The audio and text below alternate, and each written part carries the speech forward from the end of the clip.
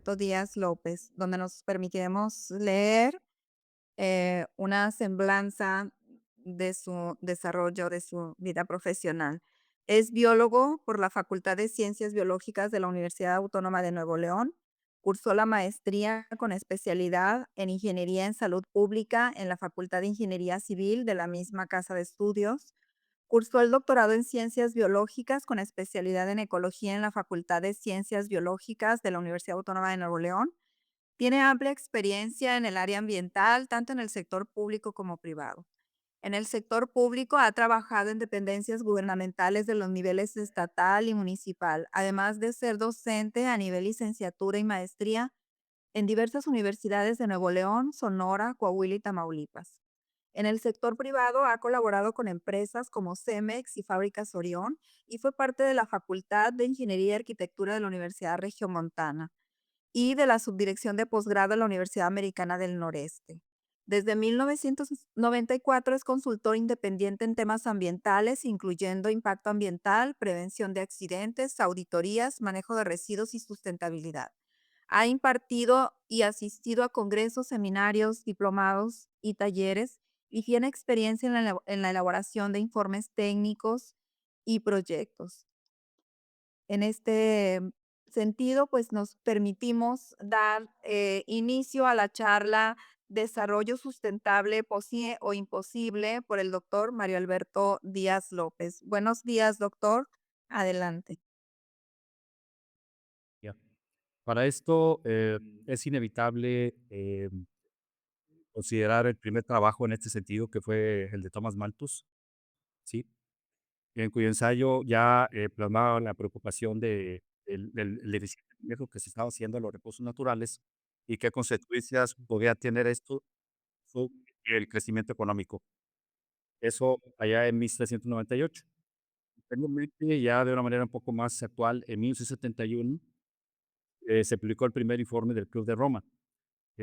Sin olvidar también que la importante contribución de la publicación de los límites del crecimiento de los doctores Meadows y Randers, en el cual pues ya plasmaron algunas proyecciones de cómo se estaban usando los recursos naturales y algunos escenarios en los cuales se plasmaba el que se pudiera hacer algo al respecto y las consecuencias que esto podría tener. También, en los setentas, el economista Ignacy Sachs, desarrolló el término o el concepto de ecodesarrollo, ¿verdad? En el cual él hablaba de que este podía ser socialmente deseable, como se menciona aquí abajo, económicamente viable y ecológicamente prudente. Bien, en 1987, este concepto surgió a raíz del informe de Brundtland, que también se denominó en castellano Nuestro futuro común, ¿sí? Eh, debido a el liderazgo que en ese entonces tenía la doctora Gro Harlem Brundtland, en donde se definió la división de política del desarrollo sustentable, donde se menciona que es aquel que satisface las necesidades de las generaciones presentes de forma igualitaria, sin comprometer la capacidad de las generaciones futuras para satisfacer sus propias necesidades. Aquí tendríamos que destacar tres aspectos fundamentales. Uno de ellos es el del concepto de las necesidades. Debemos entender que los países ricos tienen necesidades diferentes a las que puedan tener los países pobres. Y esto inclusive también puede cambiar o ser diferente, inclusive a nivel de nación, ¿no?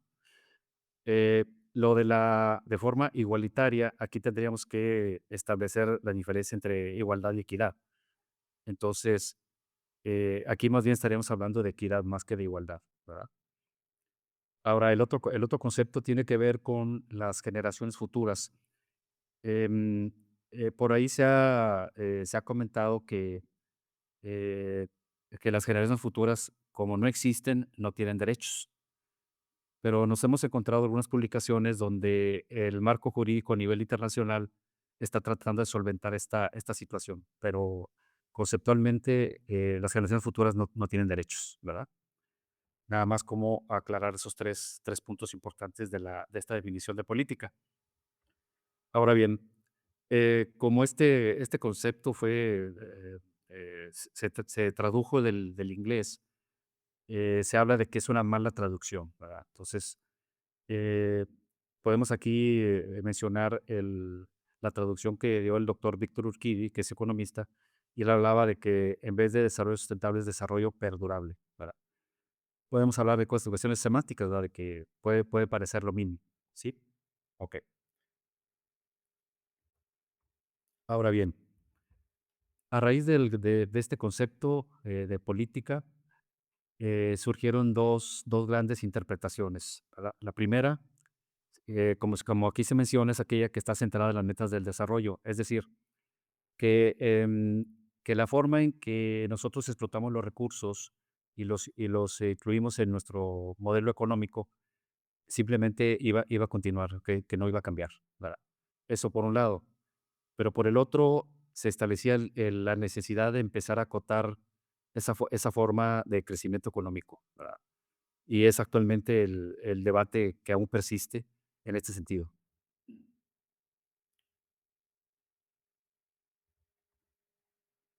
Ahora bien, dividiendo el concepto de desarrollo y sustentable, eh, quiero hacer una digresión. Em, s- en una conferencia del doctor Armando Rugarcía, que él es experto en educación, nos señalaba que cuando le ponemos el nombre y apellido a un concepto, normalmente no es ni una cosa ni la otra, ¿verdad? Esto lo podríamos aplicar al desarrollo sustentable. Entonces, necesitaríamos ver si esto también podemos llegar a esa misma conclusión, ¿verdad? Ok. Entonces, la componente de desarrollo, por una parte, implica que podemos disfrutar un nivel de vida o una calidad de vida más bien, en el cual se satisfagan las necesidades básicas, como aquí se mencionan: alimentación, vestido, vivienda, educación, atención médica y voto democrático. Debemos entender que el sistema capitalista lo que hace es generarnos nuevas necesidades, entre comillas, ¿verdad? Entonces, ese es el gran problema luego de que este sistema es extractivista y obviamente deja pasivos ambientales muy importantes prácticamente en todas partes, ¿no? Mm. Bien. El desarrollo, que en este caso estamos hablando de crecimiento económico realmente, ¿verdad? Lo podemos considerar aplicable en dos formas. Uno que es el modelo endógeno, que es propio de aquellas zonas rurales que por tradición normalmente hacen un uso adecuado de sus recursos, pero no tienen el acceso a capitales para poder incrementar el beneficio de la transferencia de materias primas, por ejemplo. Y sin embargo padecen rezagos muy serios en educación, por ejemplo, y en salud pública, ¿verdad? El modelo exógeno, por su parte, sí tienen acceso al capital, ¿verdad? Y en vista de eso pueden tener beneficios que luego se traduzcan en una facilidad de que puedan ellos comercializar sus productos y obtener un beneficio mayor que luego se pueda traducir en mejoras, otra vez, en educación y salud, por mencionar dos ejemplos principales. Em, aquí hay un ejemplo que me gustaría tratar. Por ahí de los años 90, por acá, por Nuevo León, hubo una experiencia con un proyecto en particular en la cual empresarios locales firmaron un acuerdo para la producción de frijol, por ejemplo, con ejidatarios y el proyecto lo llamaron el proyecto Vaquerías. Los primeros 2 años trabajó muy bien con esa asociación, pero luego empezó a haber problemas con los ejidatarios que empezaron por decirlo así, desorganizarse y eso ya no les gustó a los empresarios y decidieron mejor dar por terminado el proyecto. Entonces, sí hay experiencias a ese nivel, pero lamentablemente algunas no han resultado del todo exitosas. Ok. Em, entonces aquí esta misma componente sustentable implica el que exista un aporte transgeneracional en el cual podamos tener los elementos suficientes para poder desarrollarnos, ¿no? Aquí el problema es que estas actividades no agoten el capital natural, porque esa es la base de tanto de los beneficios a la sociedad y obviamente los económicos.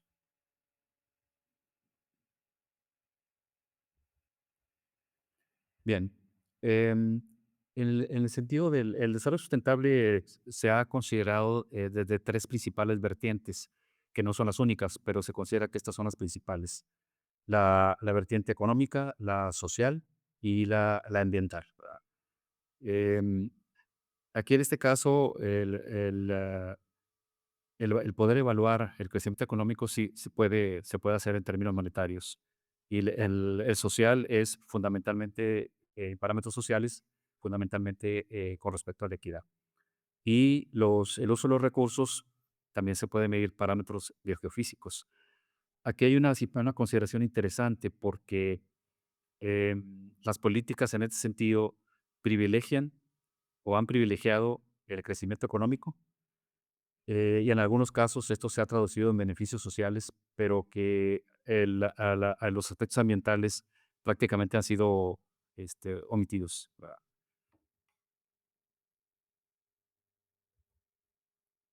Bien, ahora bien, existe un modelo en el cual nos queda claro que el sistema económico depende de la base de recursos naturales y los beneficios o los problemas que este puede ocasionar se traducen también en áreas de oportunidad a nivel social, beneficios o bien problemas, ¿no? En ese sentido. Entonces, por ahí los economistas pudieran decir que es al revés, o sea, que el que privilegia el sistema económico y de ahí se traduce a los demás, porque ellos hablan de que si hay crecimiento económico, puede haber dinero para poder corregir rezagos sociales y atender la problemática ambiental. Ah,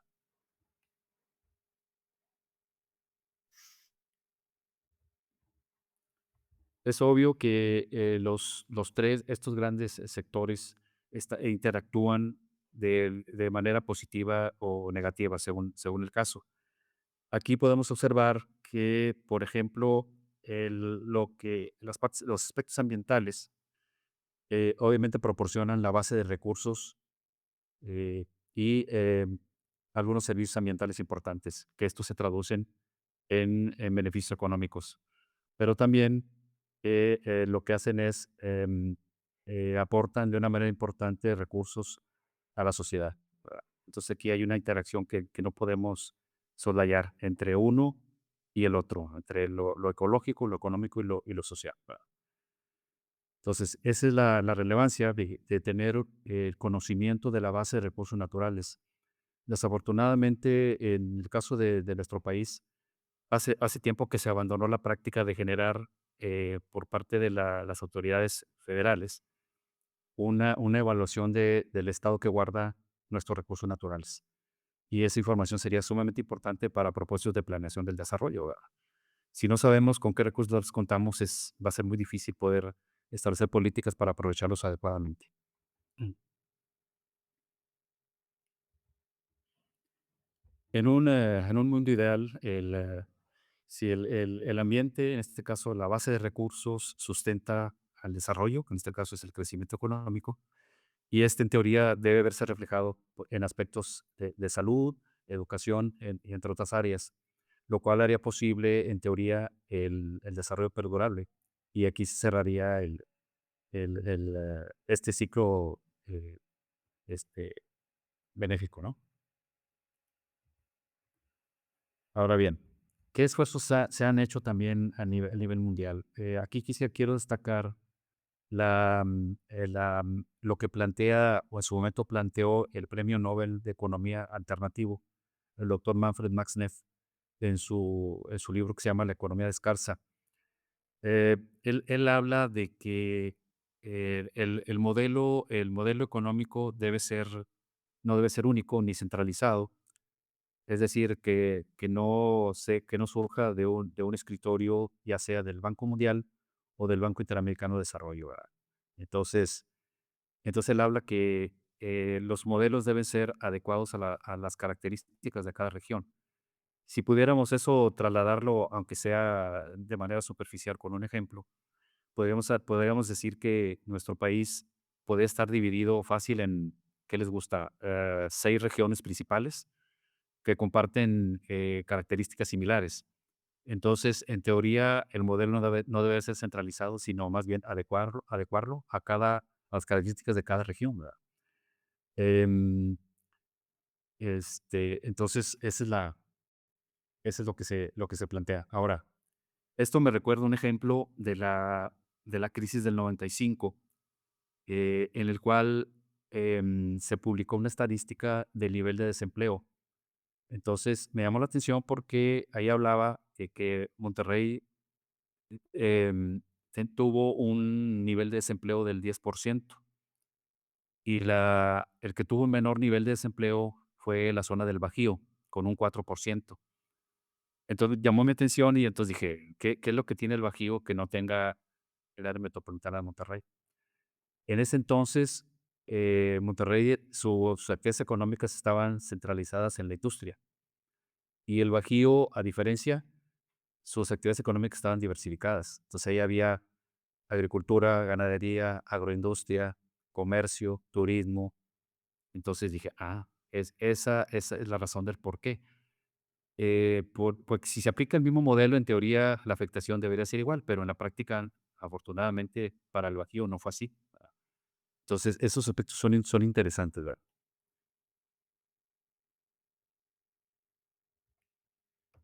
Ahora bien, qué es lo que se ha planteado para atender esta problemática del desarrollo sustentable a nivel regional?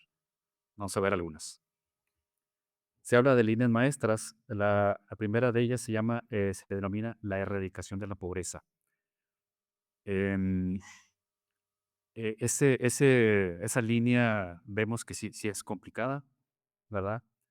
Porque desafortunadamente, y eso es un punto de vista muy personal, en el caso nuestro, nuestros políticos no planean para que haya menos pobres, antes más bien al revés, ¿verdad? Por razones políticas, ¿verdad? Por otro lado está el aprovechamiento perdurable de los recursos naturales. Em, Eso sería cuestionable debido a lo que mencionaba hace un momento. No tenemos el conocimiento actual de cuál es la base de recursos con las que contamos, ¿sí? Está lo que es el ordenamiento del territorio. No sabemos si esta estrategia gubernamental eh, haya llegado a tiempo, ¿verdad? Porque sobre todo las zonas urbanizadas que crecieron la mayoría de manera desorganizada, el implementar una estrategia de estas ha generado conflictos en muchos casos, sobre todo con la gente que tiene la tenencia de la tierra, ¿verdad? Porque piensan que se les va a expropiar sus tierras y no es así. Por el otro lado está el desarrollo tecnológico compatible con la realidad social y natural.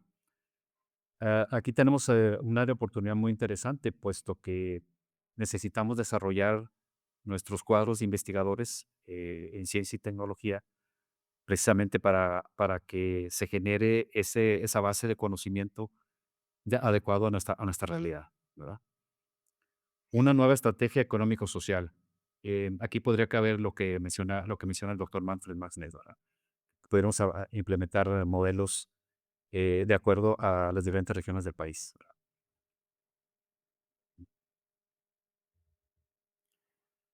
Antes de continuar con las líneas maestras, aquí nada más que lo que quise es mostrar las grandes diferencias que existen en algunos aspectos de los países ricos con respecto a los países pobres. Yo soy de la idea de que tenemos que decir las cosas por su nombre y no usar eufemismos, ¿verdad? Entonces, los países ricos tienen muchas ventajas al respecto del crecimiento industrial y los países pobres normalmente lo que hacen es aportar materias primas, ¿no? Que luego son transformadas por los países ricos y luego le regresan a los países pobres con un producto ya transformado. Entonces, el beneficio o la renta es para los países ricos, ¿verdad? Continuando con las líneas maestras, Tenemos la organización y movilización social. Esto es muy importante también porque necesitamos ser partícipes de las grandes decisiones, pero para esto también necesitamos que buena parte o la mayor parte de nuestra población tenga la instrucción adecuada para poder tener el criterio y poder decidir y que no sea solamente dejarles la responsabilidad a los políticos. La reforma de Estado implica cambios que nos permitan precisamente a nosotros poder participar como ciudadanos en estas decisiones a las que hago referencia. Lo de la democracia, híjole, es un tema bastante pesado, pero importante. Y esto también implica el que nosotros podamos elegir a las mejores personas que nos puedan representar, ¿verdad? Que esto va en combinación con el que sigue, mejor calidad de representación, ¿sí? Entonces, necesitamos políticos de carrera, pero también nosotros como electores tenemos que estar lo suficientemente instruidos para tomar las mejores decisiones, ¿sí? Y sobre todo que se nos tome en cuenta. Y eso va aparejado con el otro, apertura de nuevos y más eficientes canales de participación. Dentro de los criterios que se han considerado para el desarrollo sustentable, uno de los más importantes es el principio de precaución. Entonces aquí básicamente es ante una amenaza real o ficticia, lo que se debe hacer es em, implementar medidas para evitar que eso pueda suceder. Em, y en tanto la ciencia pueda ahora sí que dimensionar los problemas que pueda ocasionar determinada situación, ¿no? Mm. Ahora bien, para esto se requieren cambios importantes, como ya podrán ustedes anticipar. Em, por un lado está cómo se hacen las cosas actualmente. Para esto nos vamos a remitir a la imagen del lado izquierdo, donde tenemos el paradigma social dominante. Entonces, eso es como se hacen las cosas actualmente en cuanto a valores, economía, organización política, sociedad, naturaleza y conocimiento. Ahora, eh, obviamente esto tiene una competencia con lo que son los valores eh, ambientales, el paradigma ambiental alternativo, que es el que está en la columna del lado derecho. Eh, obviamente esto meditaría, pues a lo mejor hasta una charla independiente, pero me gustaría destacar temas como, por ejemplo, en el conocimiento, como se hacen las cosas, normalmente se tiene confianza en que la ciencia y la técnica van a resolver los grandes problemas, pero en la forma alternativa se habla de que pues, la ciencia tiene límites, entonces no nos podemos confiar a que la ciencia y la técnica realmente nos van a ayudar a resolver los problemas, ¿verdad? O sea, esto tiene límites. Ahora, pues a nivel de economía, pues también se habla de que no sean ya las fuerzas del mercado, sino que sea más bien un interés general. Se habla de responsabilidad personal antes que de responsabilidad personal, pero el modelo nuevo habla de responsabilidad colectiva, ¿sí? Entonces, es importante esto. Ahora, por otro lado, y me remito a la imagen del lado derecho, nos encontramos que las grandes decisiones que podamos tomar como comunidad se enfrentan a un gran problema. Normalmente nosotros nos preocupamos como sociedad en el corto plazo y en nuestro entorno inmediato. Entonces, las decisiones que tienen un impacto global, eh, desafortunadamente tienen poco interés en el resto de la población, ¿sí? Donde implique un periodo de tiempo mucho mayor que el inmediato, pero también si los problemas son a escala mundial. Es una de las cosas que dificulta el implementar medidas que tengan un impacto global, ¿verdad? Entonces, esto nos puede llevar en primera instancia a que nos debemos de concentrar en el corto plazo, pero también en el entorno inmediato para poder trabajar en este sentido del desarrollo sustentable. Ahora bien, aquí entraríamos tal vez en una eh, discusión interesante, ¿verdad? En un debate. Estos autores, Galopin, Goodman y Maleta, citados por Kras, nos dan una serie de pautas de lo que podría ser o lo que sería deseable en una sociedad sustentable. Aquí habría que ver cada punto, a ver qué se podría realmente hacer al respecto. Entonces, en la primera de ellos dice, evita enriquecer a un grupo a costa de empobrecer a otro. Ahí habría que analizarlo, porque como están haciendo las cosas actualmente, difícilmente podremos cumplir con esa premisa, ¿no? No degrada la biodiversidad. Pues al parecer tampoco cumpliríamos con esa en lo general. Incrementa la capacidad de respuesta al cambio. Ese es otro problema que tenemos, que no, como sociedad, no hemos sido capaces de responder ante los indicios de que se avecina una crisis, ¿sí? Actualmente tenemos dos en lo particular, ¿verdad? Una que es crisis alimentaria, pero también tenemos una crisis, vamos a decir, eh, derivada de la pobreza que ha generado el sistema capitalista. Entonces, hay un problema muy fuerte ahorita con la migración de las personas, o sea, que buscan mejorar su nivel de vida, ¿no? La otra, fomenta alternativas que la conduzcan a la autosuficiencia con respecto a otras regiones. Em, Aquí debemos tener presente que las sociedades, sobre todo ya de países industrializados, pues dependen de los recursos naturales de otras partes. Entonces, lo que hacen es importar sustentabilidad, ¿verdad?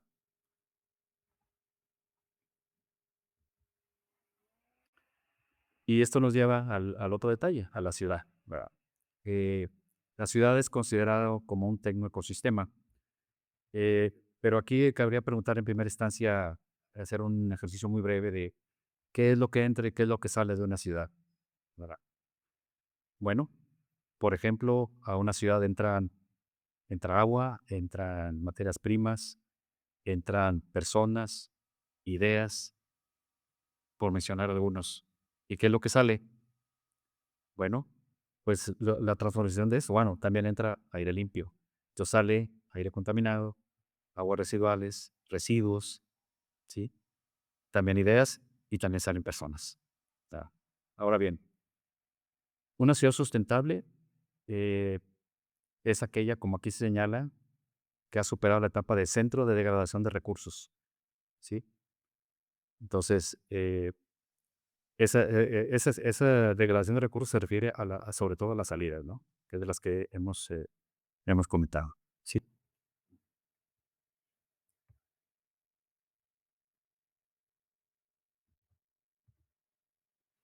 Gates y Lulov establecen que la sustentabilidad de una ciudad se fundamenta en una fuerte economía, un ambiente limpio, equidad social y fundamentalmente compromiso.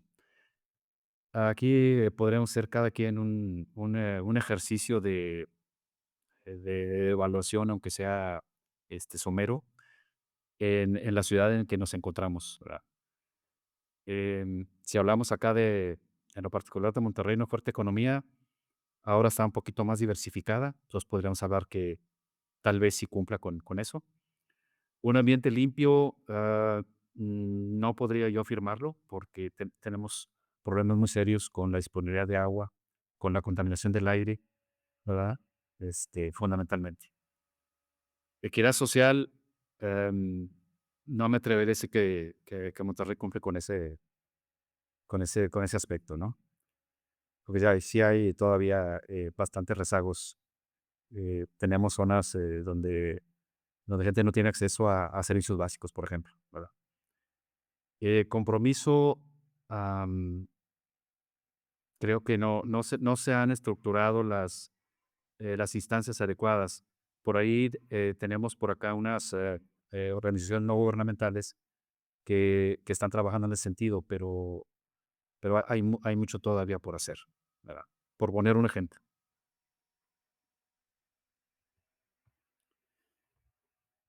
¿Qué otras cosas, pudiera, considerarse para considerar una ciudad como tal, como sustentable? Entonces, los recursos se emplean eficientemente y se minimizan los residuos mediante ciclos cerrados. Habría que ver si eso se puede alguna ciudad lo puede cumplir, ¿verdad? Como tal. La contaminación está limitada a niveles que los sistemas naturales pueden asimilar sin daño. Aquí tenemos otra situación. En el caso, por ejemplo, de la contaminación del aire, ustedes saben que existe el concepto de la cuenca atmosférica. Ahora bien, podemos delimitar, en primera instancia, la extensión de una cuenca atmosférica, aunque es un concepto dinámico, ¿verdad? Que depende de la época del año. Pero podríamos más o menos establecer cuáles son sus límites. El problema es que, nos falta hacer los estudios para saber la capacidad de asimilación que tiene de contaminantes, por ejemplo, ¿no? Esto me recuerda al caso de, en el sexenio ay, se me fue el nombre. Em, entonces, fue antes de Vicente Fox. Ahorita me acuerdo. El caso es que, me encontré por ahí una política que estaban queriendo establecer, que se llamaba la política de la burbuja, en la cual, em, tendrían que determinarse las cuencas atmosféricas, su capacidad de asimilación, y luego las empresas que estuvieran ya establecidas y que generaran emisiones a la atmósfera, em, tendrían que, ir más allá de lo que les pide la norma, ¿verdad? Entonces, eso implicaría una inversión importante de las empresas que ya están establecidas.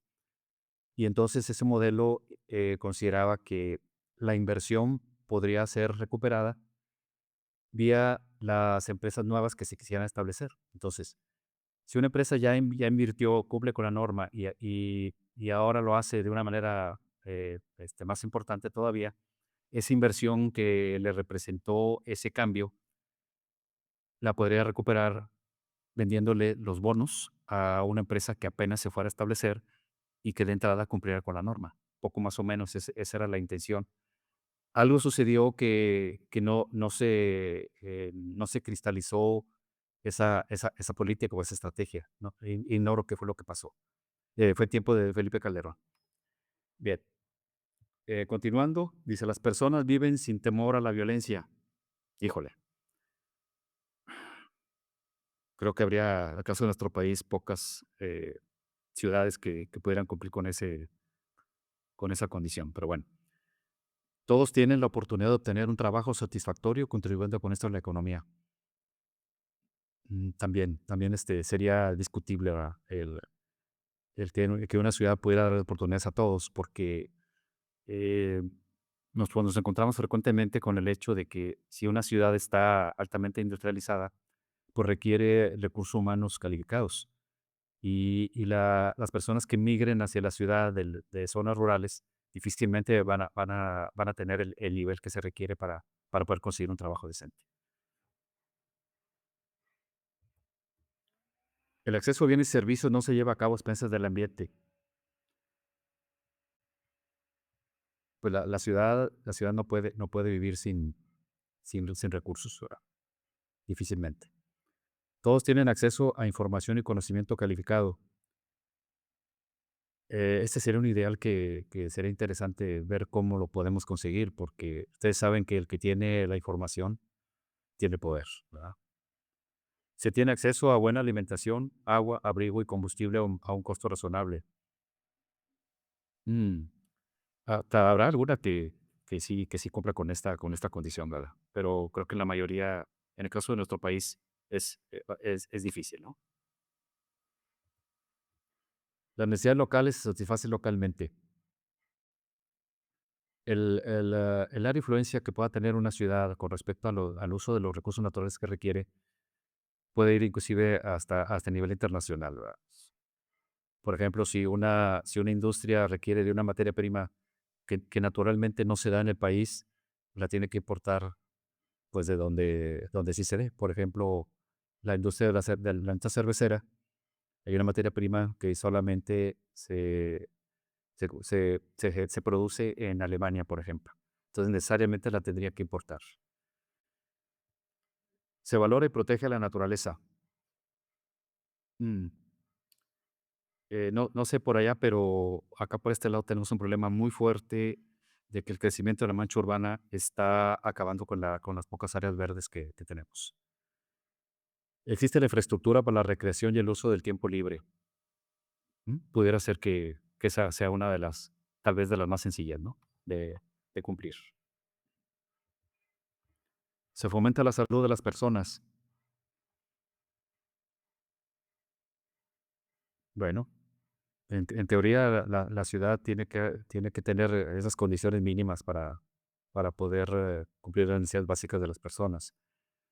Em, Nada más que no debemos olvidar que la ciudad nos da muchas ventajas, no debemos olvidarlo, pero también nos da desventajas. Y sin irnos tan lejos, habrá que recordar el efecto que tuvo la pandemia recientemente, la de COVID. La comunidad ejerce sus derechos participando en la toma de decisiones. Bueno, ese es el ideal que ya se planteaba desde la sociedad sustentable, ¿verdad? Necesitamos que los políticos nos permitan poder participar y que nuestra opinión pese. Se valora y protege la diversidad de ideas, ¿no? Tal vez eso sería lo mínimo también. Habría que ver eso cómo lo podemos lograr. Recapitulando, podríamos decir que cómo se hicieron las cosas en el pasado al respecto del desarrollo sustentable. Bueno, los recursos naturales únicamente se aprovechaban sin buscar su conservación. El crecimiento se traducía solamente en economía, en capital económico. Y el desarrollo solamente en el bienestar subsidiado ecológicamente. La perspectiva futura es que estos recursos sean aprovechados, pero también fomentando su conservación. Que el crecimiento se limite a la disponibilidad de capital natural. O sea, el administrar la base de recursos naturales para que en un futuro no nos falte. El desarrollo, pues aquí se habla de un bienestar estándar que sea racional, pero también austero. Y los términos de países ricos y pobres, pues en teoría desaparecerían, ¿no? Para poder llegar a este desarrollo sustentable y sostenible. Ahora bien, en un mundo ideal, si hablamos de la calidad de vida, en vez de nivel de vida, calidad de vida de los países ricos y la calidad de vida de los países pobres, pues nos encontramos con que, como es lógico, los países ricos, pues lo que pretenden es que su calidad de vida sea mayor todavía. Y lo que pretenden los países pobres es alcanzar al menos la calidad de vida de los países ricos. El problema es que nuestros recursos son finitos y eso no es posible, ¿verdad? Entonces, al menos a escala global, eso no es posible. Tendríamos que entrar en un terreno escabroso en el cual eh, tendrían que entrar necesariamente los políticos para poder establecer una especie de norma de calidad de vida, ¿verdad? En la cual los países ricos disminuyeran sus niveles de consumo para poder dejar una cierta base de recursos naturales para que los pudieran aprovechar los países pobres. O los países, si ustedes quieren, del norte contra los del sur, como quieran llamarles, ¿verdad? Entonces, esto puede parecer utópico, ¿verdad? Y el problema es, no sabemos si todavía estamos a tiempo. En términos ecológicos, esto también se refleja, puesto que el hacer las cosas como lo hacemos actualmente nos lleva a un escenario de supervivencia miserable, como lo menciona Odu en su publicación de 1997. Pero si hacemos los cambios necesarios, entonces, en teoría, podríamos conservar la base de recursos naturales y mantenerla para que nuestra supervivencia a nivel global sea lo mejor posible.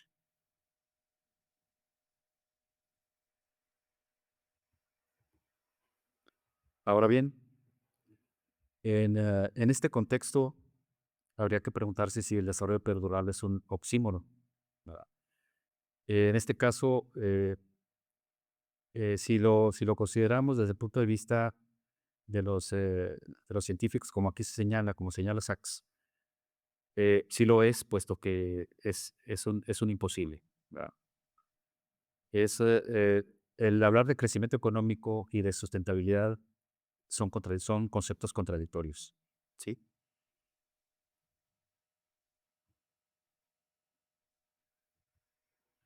Por otro lado, los esfuerzos a nivel institucional, en este caso de la ONU, han estructurado lo que se denomina los Objetivos del Desarrollo Sostenible, ¿verdad? Eh, Son 17. Y los detractores de estas políticas los consideran de una manera diferente.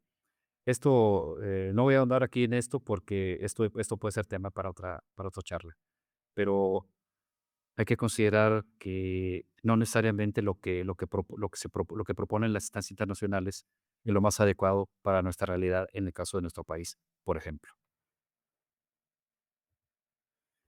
Ahora, aquí hay una situación interesante. Me topé con esta imagen en la cual se figura cómo están involucrados los recursos naturales en la consecución de los objetivos de desarrollo sustentable.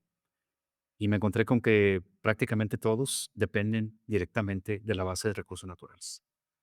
Entonces, pues esto podría comprometer en gran medida el que se puedan lograr buena parte de ellos.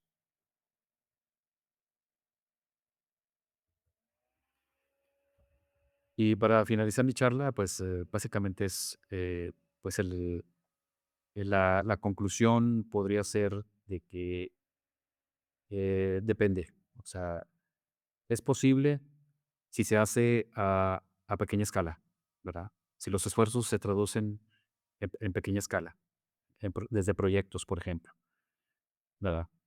Es imposible si nos vamos a escalas mayores, ¿verdad? Porque hay muchos impedimentos, intereses económicos de por medio, desinterés de los políticos, ¿sí? Entonces, el depende es que esto pudiera realizarse, pero a pequeña escala, ¿sí? Y con esto doy por concluida mi charla. Gracias. Dejamos pie a las preguntas. Gracias. Gracias, doctor. Sí. Y vamos a ver las preguntas de parte de una competente.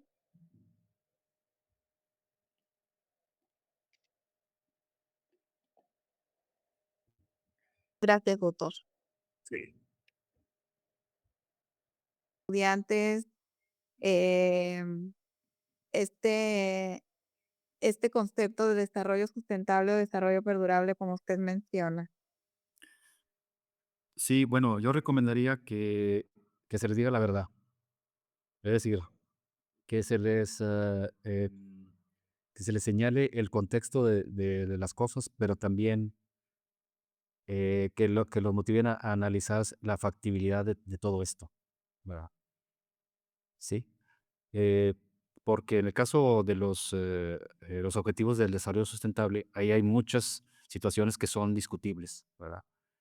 Y el problema es que no sabemos en qué momento nuestro representante de Naciones Unidas signó y estuvo de acuerdo en la implementación de todos ellos. No sé si me explico. Entonces, ahí hay una materia de debate muy importante, ¿verdad? Entonces, eso es lo que yo sugiero que se les transmita a los estudiantes. O sea, más que cómo es el estado de las cosas, sino más bien hacia dónde nos pueden llevar.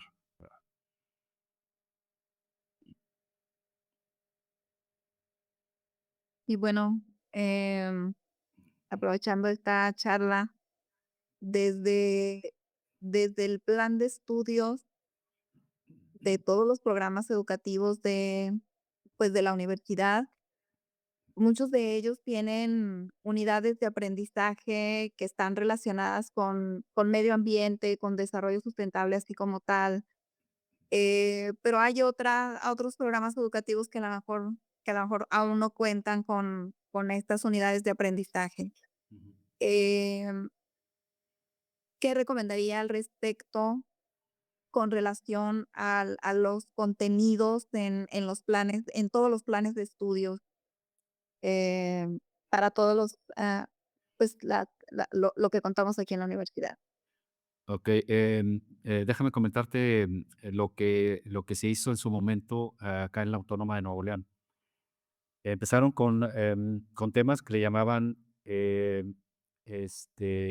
había una serie de materias que buscaban uniformizar para todas las carreras. Entonces, había una que era Ecología y Desarrollo Sustentable, o algo así. Entonces, nos tocó, por una experiencia en la Facultad de Ingeniería Mecánica, el darle un repaso a los contenidos que se habían estructurado, eh, pero lo hicieron pensando en que el mismo curso se impartiera a todas las carreras. Y entonces le hicimos la observación a los responsables de ingeniería mecánica que no era conveniente que fuera así. O sea, es decir, te estructuraron un curso para, por ejemplo, para los ingenieros, otro para las áreas de humanidades, pero con actividades que los lleven a campo, pero no que llevaran exactamente lo mismo, ¿verdad? Porque, a los ingenieros, el que llevaran, temas relacionados con la salud, pues, a lo mejor puede que no les interese mucho. Y de hecho, nos comentaba la coordinadora que al principio, cuando iniciaban, un curso, notaban un entusiasmo importante en los estudiantes, pero que conforme transcurría se iba perdiendo porque todo era, vamos a decir, trabajo de escritorio. ¿Me explico? Entonces, no había realmente, por ejemplo, una que otra práctica que los sacaran a campo, a visitar, a, no sé, una planta de tratamiento o un relleno sanitario, o sea, cosas así, ¿no? Entonces se aburrían. Y entonces decían los muchachos, esta materia es de relleno. ¿Me explico? Sí, sí, Entonces, ahí sí. la recomendación sería que si se estructura un curso, por ejemplo, que pudiera ser institucional, que hubiera, eh, que hubiera modalidades diferentes dependiendo la carrera. Por ejemplo, como reitero, uno podría ser para los ingenieros, para los futuros ingenieros. Ah, y pienso que eso podría tener un impacto, más favorable, en la capacitación que requieren nuestros futuros profesionistas, porque ellos se van a enfrentar a estos problemas el día de mañana. Ujú, Gracias, doctor. ujú. Eh, Revisaremos si hay alguna una pregunta, alguna última intervención. Sí, con gusto.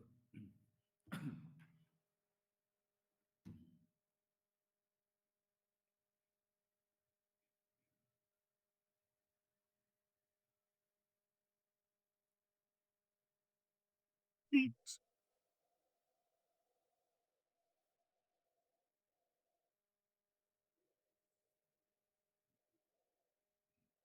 No, no las veo.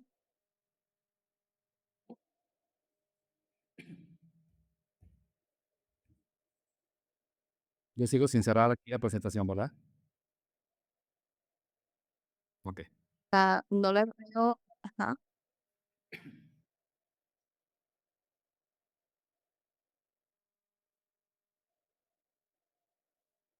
Es que estoy en la liga de la transmisión. Déjeme, voy para la, ah, voy, porque es que estoy en el teléfono aún.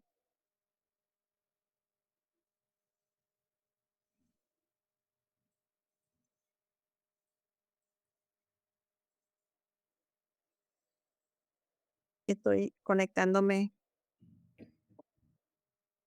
a YouTube.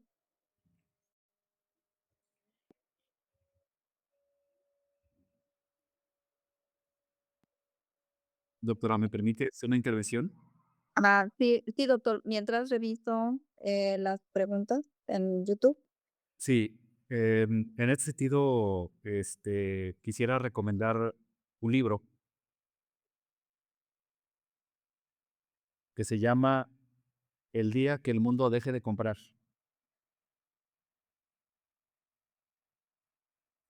Eh, Gracias, doctor, el autor. el autor es J.B. McKinnon.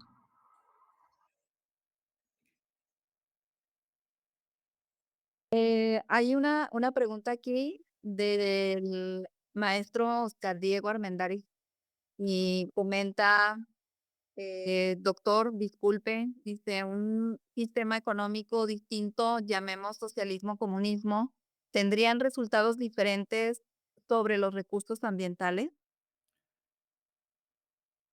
Desde mi punto de vista, no, porque esos modelos no responden desde mi punto de vista, no responden a las necesidades, eh, vamos a decir, de estas pequeñas localidades. Esos sistemas pretenden ser mundiales, ¿verdad? Como el capitalismo.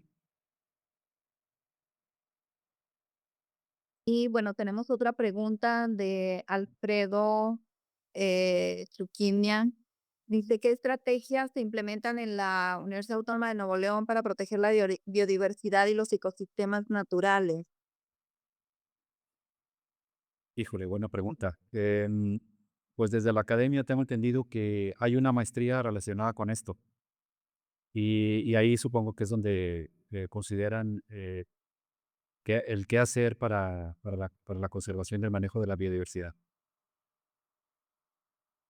Así más detalle no puedo dar porque lo desconozco. Y bueno, como última pregunta, dice, hola doctor, buen día. El tratamiento de plásticos, bueno, esta pregunta la hace el doctor Ulises Villalón. Y señala que el tratamiento de plásticos para convertirlos a hidrocarburos, ¿se puede considerar una estrategia de desarrollo sustentable? Pues como proyecto sería cuestión de ver si funciona, porque el gran problema con los plásticos es que si se incineran, es más lo que contamina, ¿verdad? Y hay plásticos que no pueden, no son sujetos de reciclaje.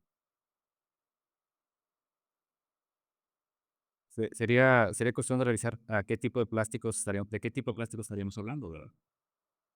Mm, Gracias, doctor. mm. Y bueno, con esta última pregunta y respuesta de parte del doctor Mario Díaz, damos por concluida esta charla. Muchísimas gracias a los asistentes y sobre todo gracias, doctor, por aceptar esta invitación de parte de la universidad para impartir y compartir su experiencia con nosotros. Muchísimas gracias. No, gracias a ustedes por la invitación y, pues, espero que no sea la última. Hasta luego.